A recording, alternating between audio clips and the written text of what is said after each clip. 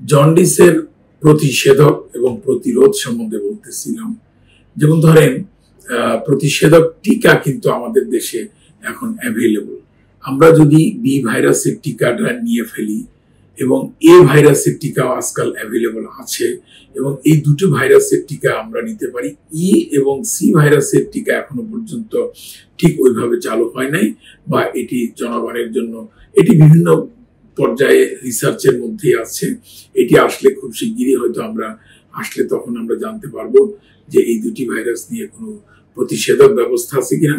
তবে জন্ডিসের টিকা বলতে আমরা বুঝি হলো বি ভাইরাসের টিকা এবং এ ভাইরাসের টিকা। এই দুটি ভাইরাসের টিকার ব্যবস্থা বাংলাদেশে আছে। আপনারা যাদের সুযোগ এবং সাধ্য আছে তারা এই দুটি ভাইরাসের টিকা নেবেন, তাহলে আপনার জন্য অনেকটাই প্রতিষেধকের ব্যবস্থা হয়ে যাবে। আরেকটি যে কথা বলতেছিলাম যে বি ভাইরাস এবং সি ভাইরাস, এটি কিন্তু রক্তবাহিত রোগ। এটি কিন্তু খাবার দাবার বা আপনি একজন মানুষের হাঁচি কাশির সঙ্গে এটি কিন্তু ছড়াবে না। এটি ভাইরাস, দুটি আলাদা রকমের ভাইরাস, এবং দুটির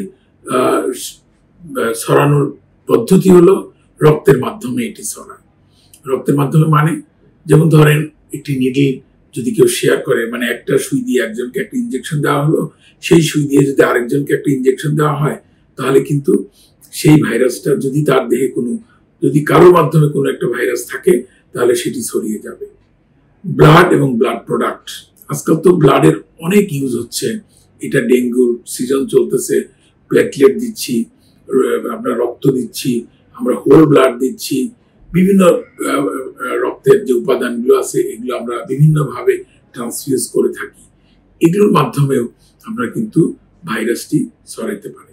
যার জন্য স্ক্রিনিং, আপনি ব্লাড ডোনেট করতে গেলে কিন্তু অবশ্যই আপনি যদি স্ক্রিনিং না করান তাহলে কোথাও কোনো ব্লাড দিবেন না কাউকে।